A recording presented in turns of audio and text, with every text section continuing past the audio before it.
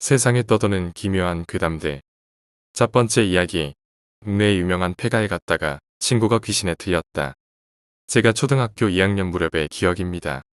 당시 우리 부모님은 맞벌이를 하고 계셨습니다. 그래서 저는 학교가 끝나면 학교 안에 보육원 같은 곳에서 머무르곤 했습니다. 흔히 말하는 방과 후 학교라는 것이지요. 평소에는 거기 모여서 같이 놀거나 숙제를 하다가 5시가 되면 각자의 집으로 돌아갔습니다. 하지만 그날은 평소 하던 놀이가 질렸었고 우연히 모인 아이들이 드물게 있던 날이었습니다. 그래서 저는 친구 A와 B 그리고 저까지 셋이서 학교를 빠져나가기로 했습니다.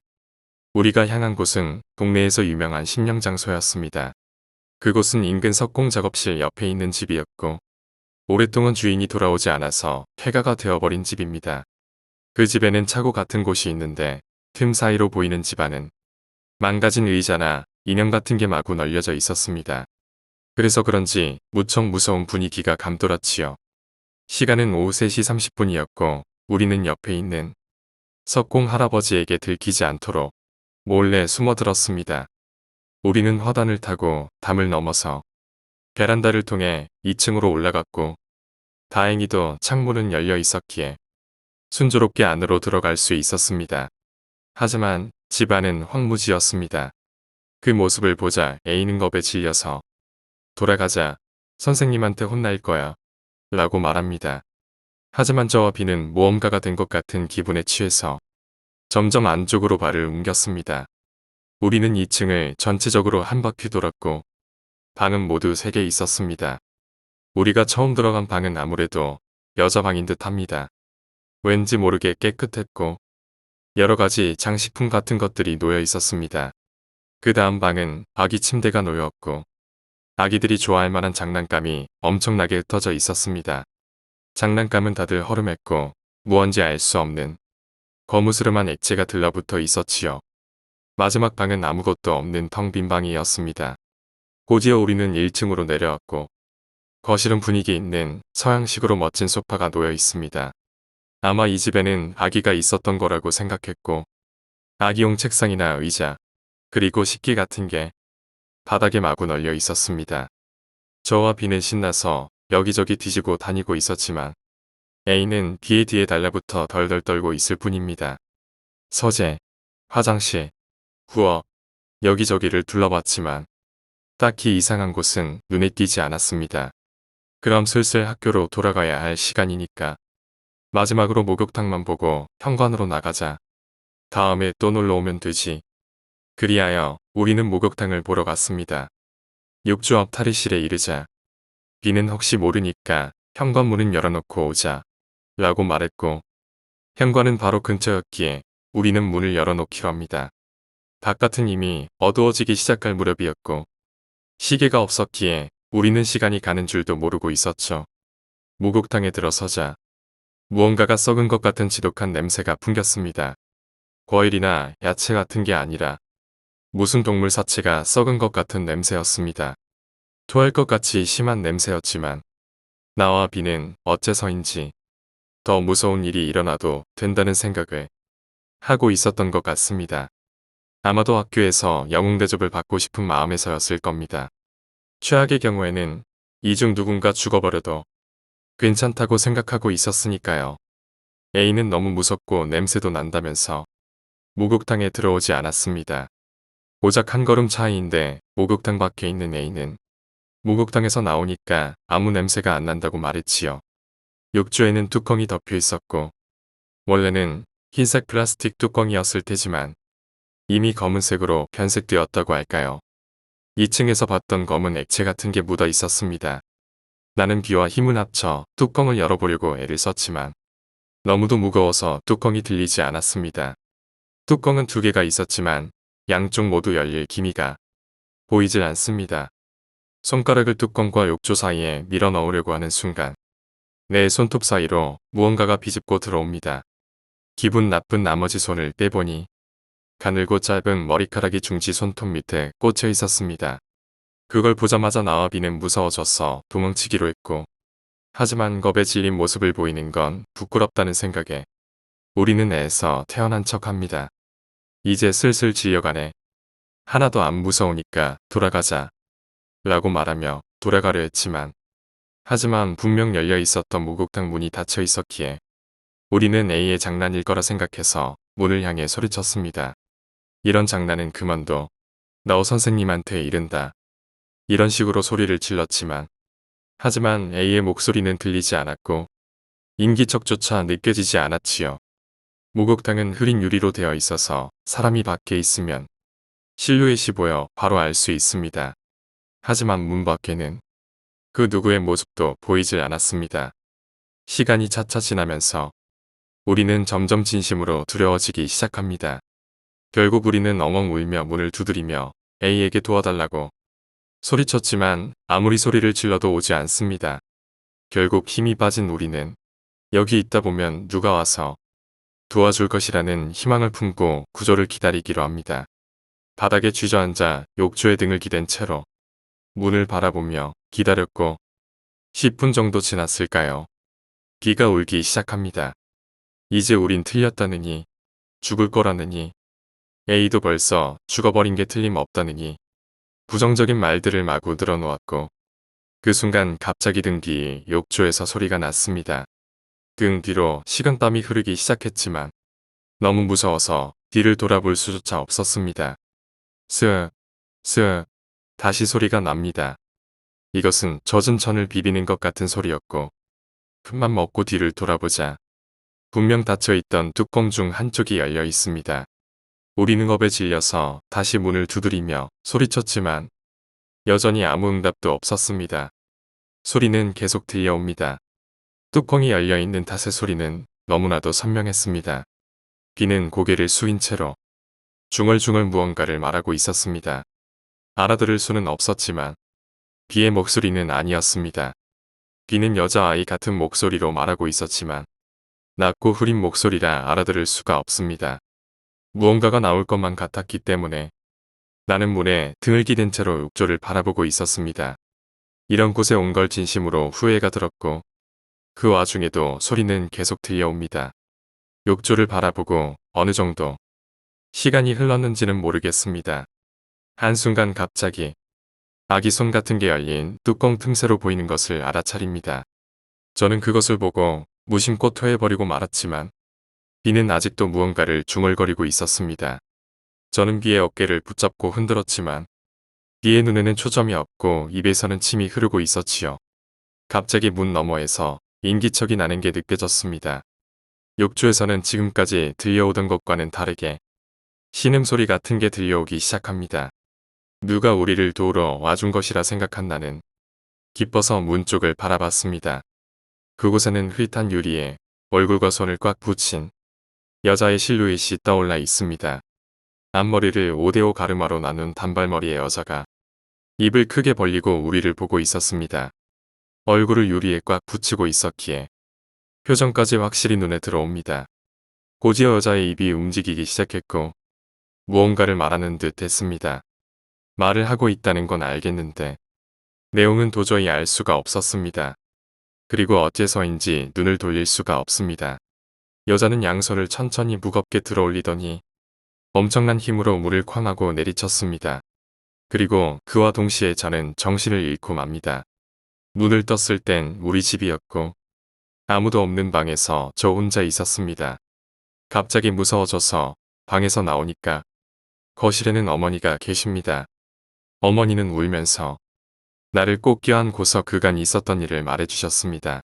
제 기억에는 그 집에 한두 시간 정도 있었다고 느꼈는데 실제로는 이틀 가까이 있었다는 것입니다. A는 우리를 두고 먼저 집으로 돌아갔지만 다음 날에 저와 B가 학교에 나오질 않았다는 겁니다. 그날은 무서워서 선생님에게 말도 못 꺼냈지만 집에 돌아간 후 A는 자기 부모님에게 우리 이야기를 했다고 합니다. 그리고 경찰이 출동했을 무렵엔 저는 목욕탕 안에서 기절한 채였다고 합니다. 어머니의 말에 따르면 내 왼쪽 장단지에는 무척 작은 이빨 자국이 남아 있었다고 하네요. 저는 어머니에게 울면서 B는 어떻게 되었는지 물었고 그러자 어머니는 B는 지금 병원에 있다며 만나고 싶냐고 물었고 나는 만나고 싶다고 대답했습니다. 그럼 내일 만나러 가자.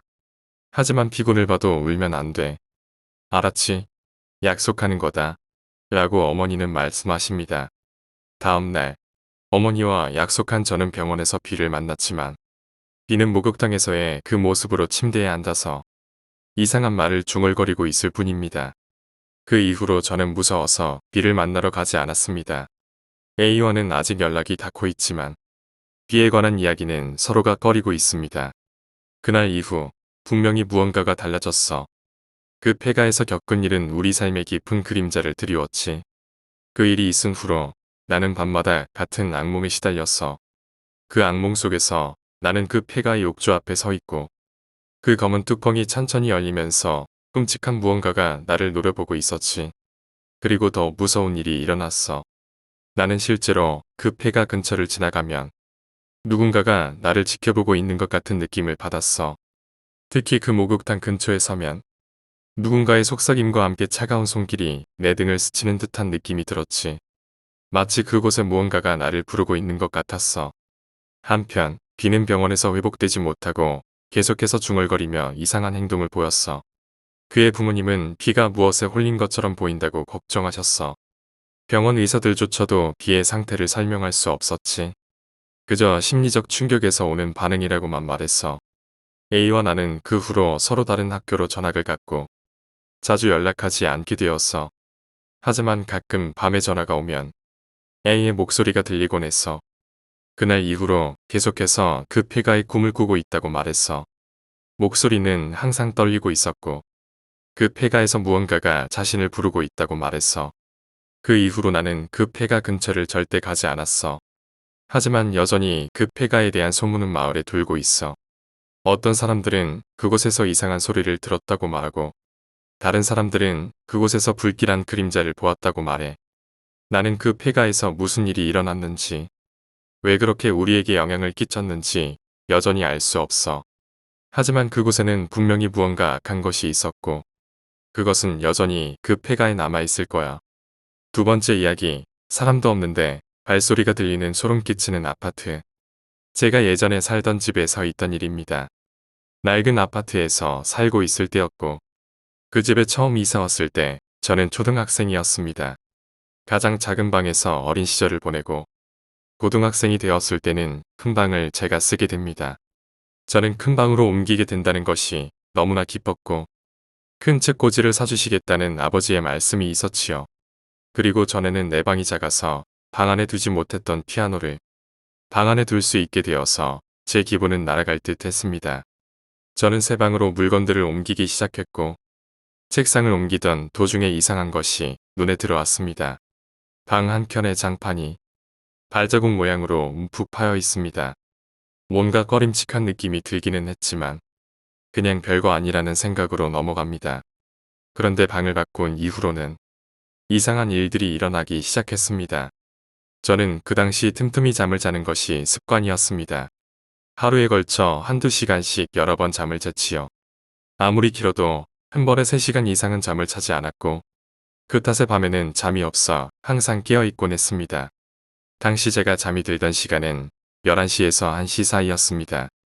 아마 그때까지 깨어있는 일이 있으셨던 분들은 아시겠지만 그 시간 정도 되면 주변은 조용해집니다. 시내의 번화가는 모르겠지만 주택가나 인적이 드문 곳에 있는 아파트에서는 밖에서 걸어 다니는 사람들의 발소리마저 들립니다. 귀가 밝은 사람이라면 발소리가 남자의 것인지 여자의 것인지도 알 수 있을 정도입니다. 그 일이 일어난 것은 제가 방을 옮기고 일주일 정도 지났을 때였습니다. 저는 시험 공부를 하느라 평소 자던 시간임에도 불구하고 계속 깨어 공부를 하고 있었습니다. 그런데 갑자기 밖에서 누군가가 서성이는 소리가 들렸고 가족들은 이미 잘 시간이었지만 중간에 깨서 화장실이라도 가나보다 싶어서 그러려니 하고 계속 공부를 합니다. 그런데 무언가 이상합니다. 발소리가 끊임없이 들려오는 것입니다. 마치 제 방 앞에서 제자리 걸음을 하는 것처럼 발소리가 들렸습니다. 발소리라는 것은 사람이 걸어감에 따라 소리가 변하기 마련이지만 그 발소리는 변함이 없었습니다. 그 사실을 깨달은 순간에 온몸에 소름이 쫙 끼쳐서 방문을 벌컥 열었지만 밖에는 아무도 없습니다. 그리고 그날 이후로 새벽 1시부터 3시 사이만 되면 어김없이 방 밖에서 발자국 소리가 들렸습니다. 맨발로 장판 위를 걷는 그 특유의 소리가 한참 동안이나 방 밖에서 울려 퍼졌지만 여전히 문을 열어도 아무도 없었지요. 부모님께 이야기도 해봤지만 꿈이나 스트레스로 치부하시며 제 말을 듣지 않으셨습니다. 결국 저는 그 소리를 듣지 않기 위해 잠을 일찍 자기 시작합니다. 그리고 몇 개월 후에 또 다른 사건이 일어나게 됩니다. 여느 때처럼 단잠을 청하고 있었는데 갑자기 누군가가 저에게 말을 거는 것 같은 느낌이 들었습니다. 한참 자고 있던 저는 기겁하면서 벌떡 일어났고 밖에 가족이 들어와서 제게 말을 걸 확률은 없습니다. 문은 안에서 잠겨있기 때문이지요. 그리고 다시 누워서 잠에 들려는 순간에 벽을 바라보고 누워있는 제 귀에 누군가의 숨결이 느껴집니다. 순식간에 벌떡 일어나 방에 불을 켰지만 역시나 방 안에는 아무도 없었습니다. 저는 그날 이후 1년간은 불을 끄고 잠을 잘 수가 없었습니다. 발자국 소리가 계속해서 들렸기 때문입니다. 지금은 이사해서 다른 지방에서 살고 있고 그때의 그 발자국 소리는 이후로 들은 적이 없습니다. 그런데 지금 문득 생각해보니까 이상한 점이 하나 있습니다. 방 안에 발자국 모양으로 움푹 패여 있던 장판입니다. 잠긴 방 안에서 내 귓가에 대고 누군가 말을 하고 숨을 쉰 것 같은 그 느낌, 밤마다 들리던 발자국 소리. 정말 생각하기 싫지만 아마 그 발자국 소리는 밖에서 난 것이 아닐 것이라 생각이 듭니다. 오늘 이야기는 여기까지입니다. 저 역시 이와 비슷한 일을 겪어봤습니다. 늦은 새벽에 방에서 컴퓨터를 하고 있었고 문 밖에서 어떤 소리가 나는 것 같아서 문 밖으로 나가 봅니다. 그러자 내 방문의 위쪽에서 할머니가 붙여놓았던 부적이 떨어지게 됩니다. 그리고 생각 없이 그 부적을 집어들었는데 부적이 엄청나게 뜨거워서 놓치게 됩니다. 너무 무서워서 늦은 새벽에 가족들이 전부 자고 있는데 소리를 질렀던 기억이 있습니다. 세 번째 이야기, 귀신 들린 자취방. 대학에 다닐 무렵의 이야기입니다. 자취방을 구하기 위해서 학교 옆에 있는 부동산에 찾아가게 되었고 부동산 아줌마에게 조건에 맞는 집이 있는지 물어봤습니다. 그 조건이라면 서너 곳 정도 있지만 이런 곳도 있다고 말씀을 해주셨습니다. 그러더니 서랍에서 봉투를 꺼내서 나에게 건네줬고 안에는 어느 집에 관한 설명이 적혀 있습니다. 여기서 걸어서 2분, 대학까지는 걸어서 20분 거리였고 집세는 월 20만 원에 보증금이랑 수수료는 없었지요. 주차장도 따로 있는 집이지만 사용료를 낼 필요도 없었고 지은 지는 오래된 집이지만 방도 넓고 깨끗했습니다. 화장실과 욕실도 따로 있었고 부엌도 넓어서 냉장고랑 세탁기를 놓을 자리가 있을 정도였습니다. 작지만 정원까지 딸려있는 건물 2개가 딱 붙어있는 형태의 집이었고 하지만 아무리 봐도 이렇게 좋은 조건인데 저렇게 싸게 집세로 나올 리가 없습니다. 뭔가 수상하다 싶어 아줌마에게 묻자 부침성 좋은 아줌마의 얼굴이 어두워집니다. 무언가 안 좋은 사정이 있는 집일 것이라 느꼈기에 자세히 물어보자 역시 생각대로였지요. 지난번 살던 사람은 사흘 만에 집을 나왔고 그 전 사람은 나흘, 그 전전 사람도 마찬가지였습니다. 다들 입주하고 며칠 지나지 않았지만 어째서인지 집에서 나와서 도망쳤다는 것입니다. 집주인 입장에서는 그냥 놀려두기도 아까웠기에 집세를 싸게 걸어서 내놓았지만 부동산 입장에서도 소문이라도 나면 곤란하기에 웬만해서는 추천을 안 한다는 말을 했습니다. 기분 나쁜 예감은 있었지만 일단 워낙 집세가 저렴했기에 입주하기로 결정합니다. 그 자리에서 서류 작업을 마치고 다음날 입주하기로 했지요. 이미 이사 준비는 대충 끝나 있었기에 친구의 도움을 받아 반나절 만에 이사를 끝냈고 저녁에는 집들이를 겸해 술판을 벌였습니다. 그리고 늦은 시간이 되어 다들 집에 돌아갔고 나만 남습니다. 그러나 입주 당일 밤에는 딱히 아무 일도 없었지만 입주 사흘째 되는 날 밤이었습니다. 아직 인터넷 연결도 안 되었기에 침대에 누워서 평소처럼 휴대폰을 하며 잠이 오기만을 기다리고 있었습니다. 새벽 2시를 지나고 있었던가 빠드득하고 무언가가 벽을 긁는 것 같은 소리가 들립니다. 주변에서 뭔가 하고 있나 싶었지만 소리가 나는 것은 옆집과 맞닿아 있지 않는 벽이었습니다. 그래서 나는 올 것이 왔구나 하는 심경으로 반쯤 체념하고 마음을 굳게 먹습니다. 소리는 계속 이어지며 발밑에서 시작해 점점 올라갔고 마침내 천장에서 소리가 들리기 시작합니다. 천장까지 올라간 그것은 쾅쾅거리며 지붕 위를 뛰어다녔습니다. 이어서 커튼이 쳐있는 창 너머로 무언가 떨어지는 것 같은 소리가 나더니 소리가 멎었고 겨우 한숨 돌린 나는 친구에게 연락이라도 해야겠다 싶었습니다. 하지만 또다시 빠드득 하는 소리가 창밖에서 들려옵니다. 보면 안 된다고 생각했지만 보고 싶다는 호기심도 있었습니다. 하지만 앞으로도 여기서 살 거라면 정체를 확인해둬야 한다는 생각이 들었고 나는 자리를 박차고 일어나 커튼을 열었지요.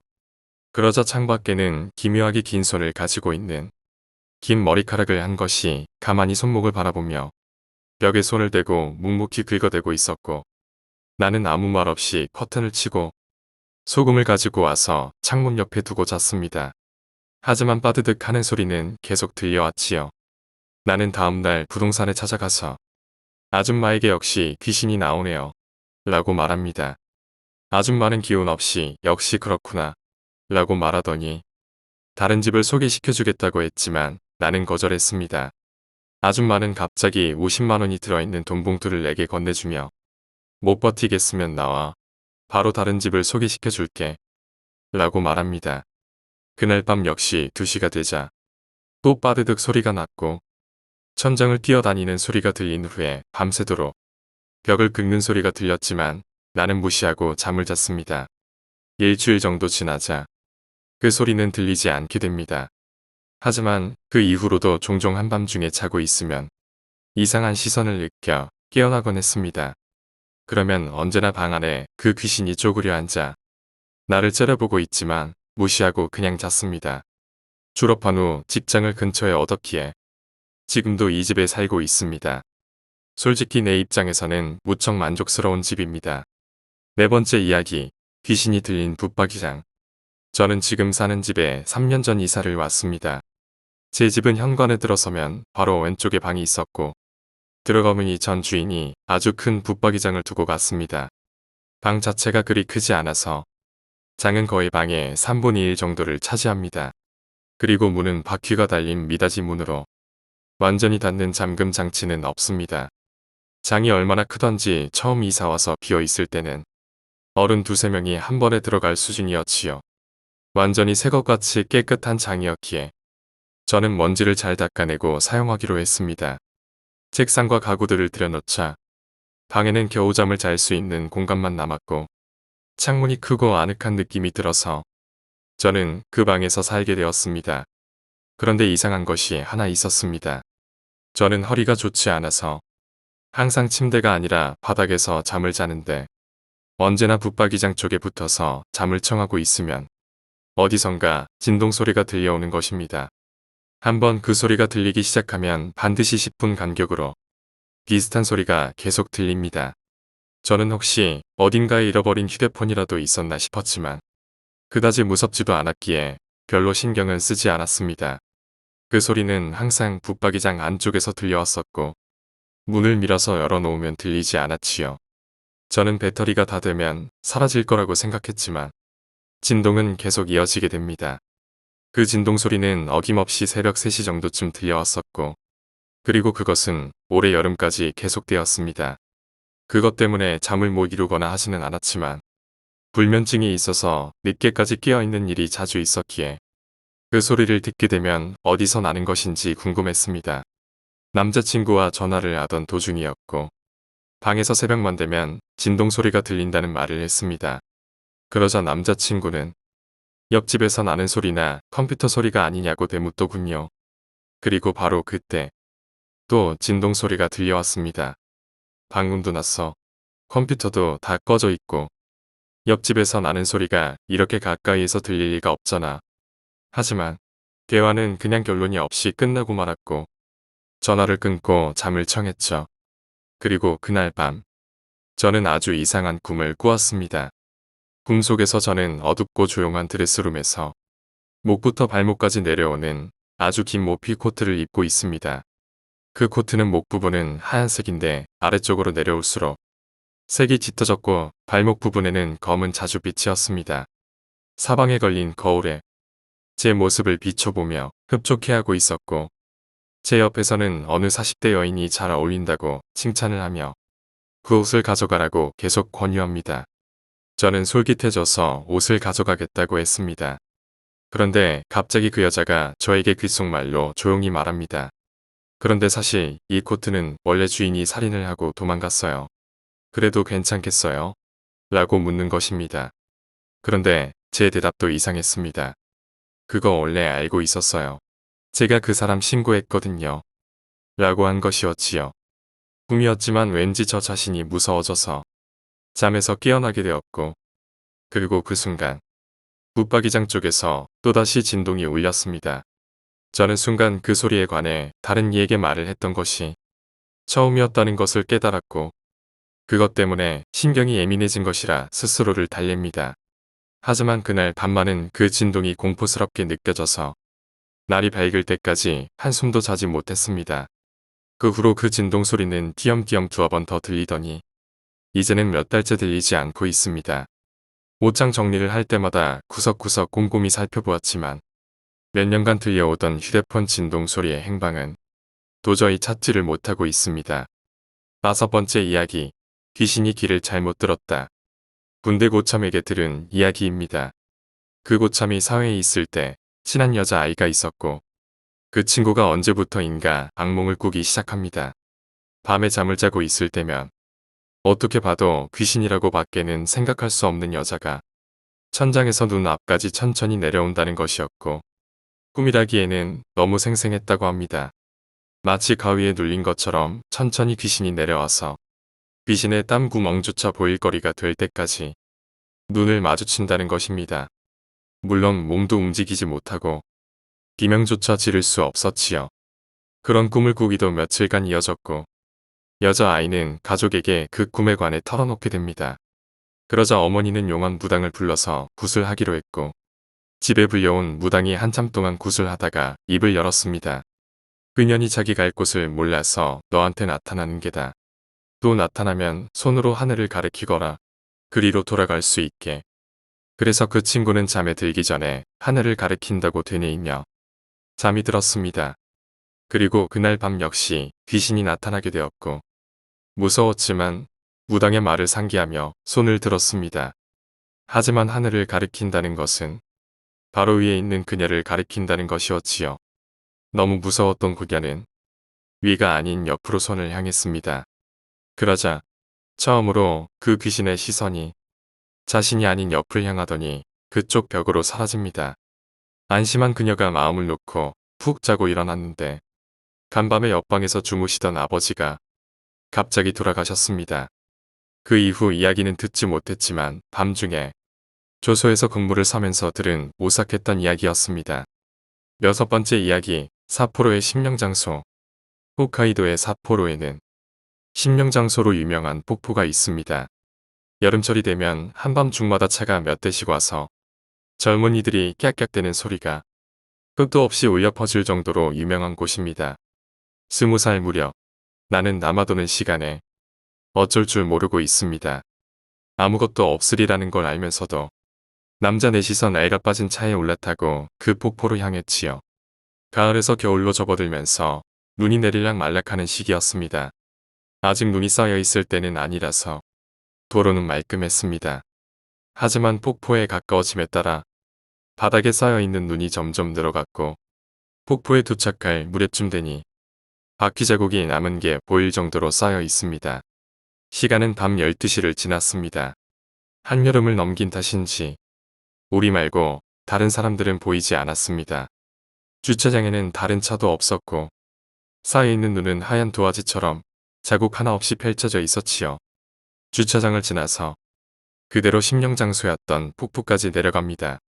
쌓인 눈과 바람 속에 울부짖는 고목들 때문에 분위기만은 확실히 음산했습니다. 하지만 당연하다면 당연하달까. 아무 일도 일어나지 않았습니다. 일부러 여기까지 왔는데 이게 뭔가 싶어 투덜거리며 주변을 돌아봅니다. 주차장에서 조금 위쪽에 있는 산책길의 발자국이 보였습니다. 여기 이상한 거 있는데 다들 같은 생각이었습니다. 발자국은 하나뿐이었고 크기로 보아 여자의 발자국인 듯 했습니다. 게다가 하이힐 같은 신발이었는지 점 하나와 면으로 구성되어 있는 발자국입니다.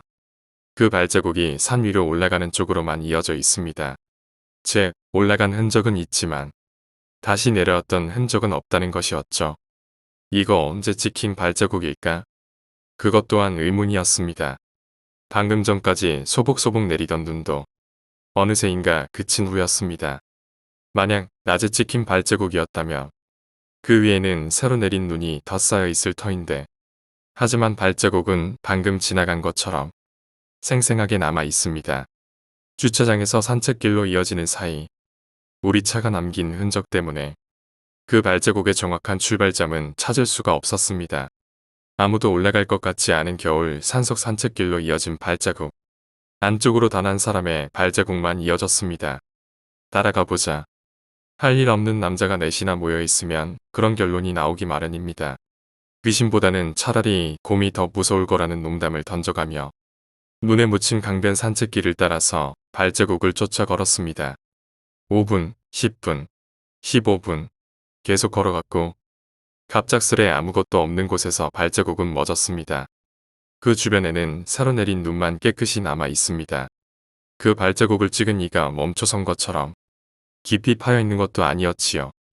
거기까지 온 것처럼 평범히 걸어가다가 다음 걸음을 내디디려던 순간 어딘가 공중에서 끌려가기라도 한 것처럼 부자연스러운 모양새로 발자국은 끊겨져 있습니다. 주변에는 어떠한 변화도 없었습니다. 단지 그때까지 이어져 온 발자국이 아무 흔적도 남기지 않고 사라졌을 뿐. 우리는 잔뜩 졸아서 주변을 내시서 찾아봤지만 아무것도 없었습니다. 그저 한밤중의 산속에 경사면의 옆을 따라서 흐르는 강물 소리만 들려왔습니다. 어느새 눈은 조금씩 다시 내리기 시작했고 돌아가자고 누군가 말을 합니다. 주차장으로 돌아온 우리는 도대체 뭐였을까? 라며 입을 모아 얘기했습니다. 이후에도 우리는 이런저런 심령장소에 돌아다녔지만 이번 일 말고는 이상한 일을 한 번도 겪은 적이 없습니다.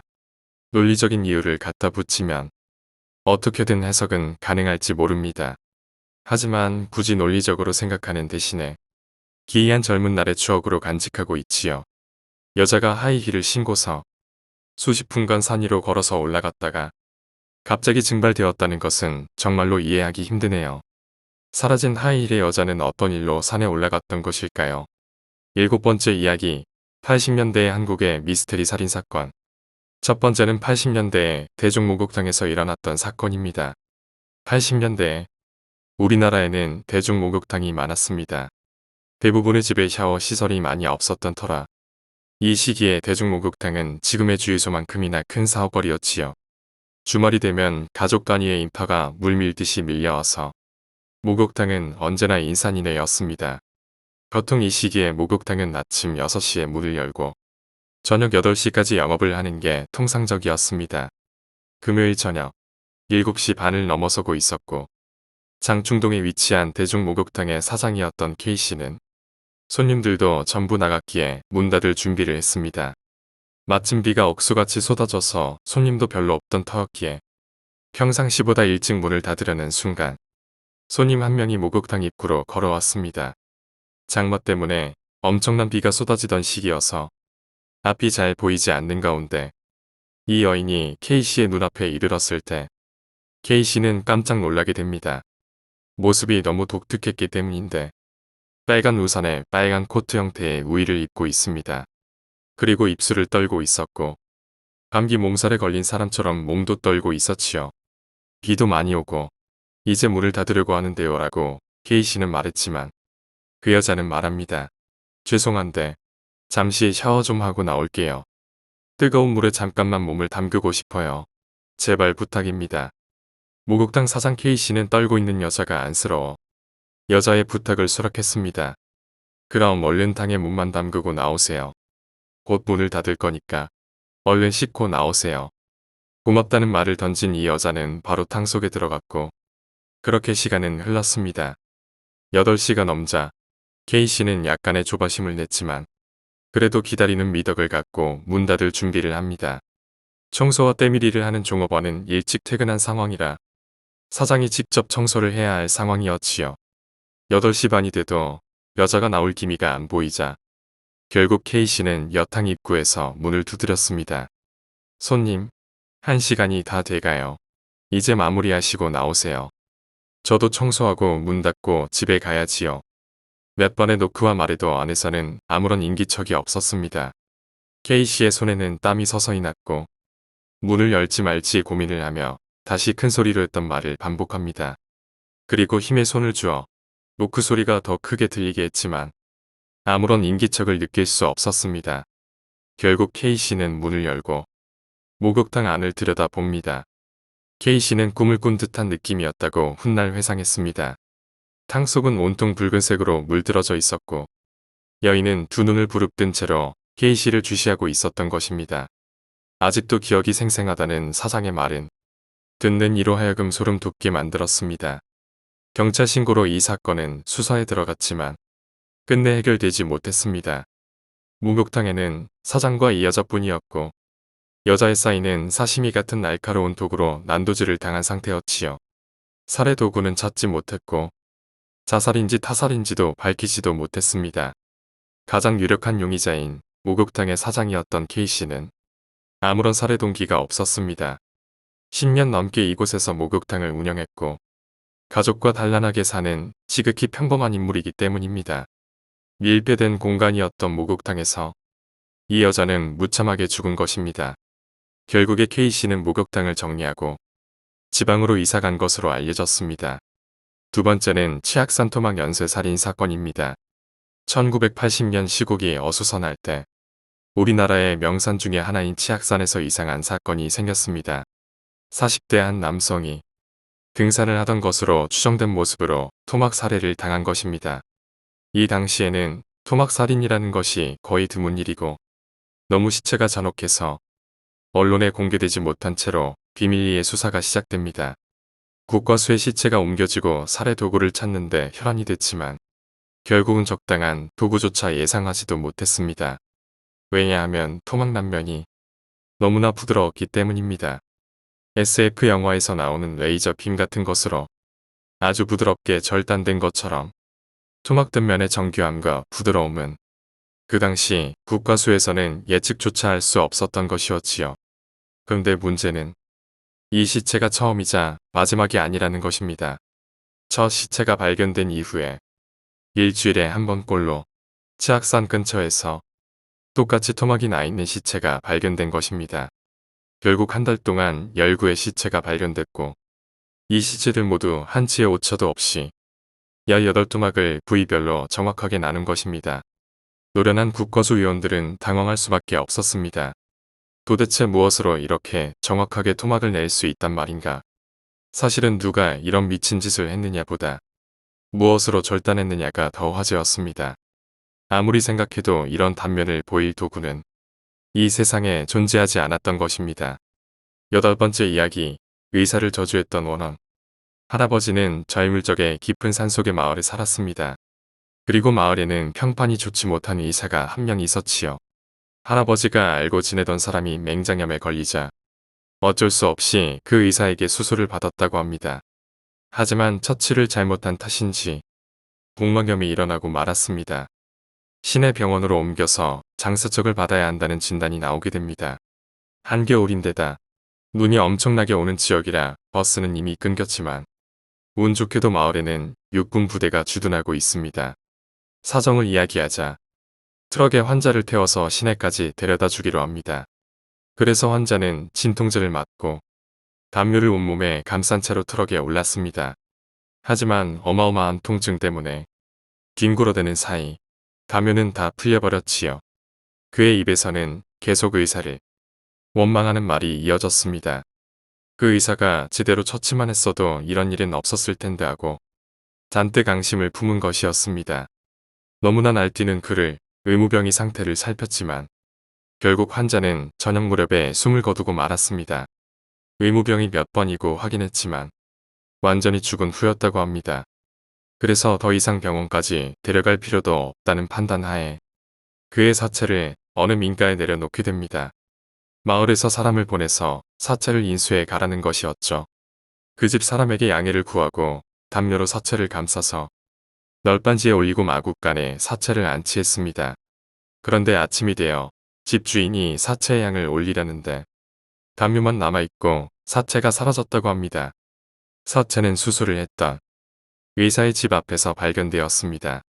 환자는 꽁꽁 얼어붙은 채로 두 눈을 치켜뜨고 의사네 집의 현관 앞에 눈투성이가 되어 우뚝 서 있었고 아침에 일어나 문을 열고 그 광경을 본 의사는 혼비백산해서 그대로 자빠져 허리를 다치고 말았습니다. 그게 원인이 되었는지는 모르겠지만 그 의사는 1년이 지나지 않아서 심장병으로 세상을 떠나고 말았습니다. 할아버지는 몇 번이고 그 의무병이 죽음을 확인했을 뿐만 아니라 폭설이 내리는 밤부터 아침까지 아무리 열심히 걸어도 도착할 거리가 아니었다는 것을 강조했습니다. 그 후부터 그 마을은 의사 한 명 없이 살고 있다고 합니다.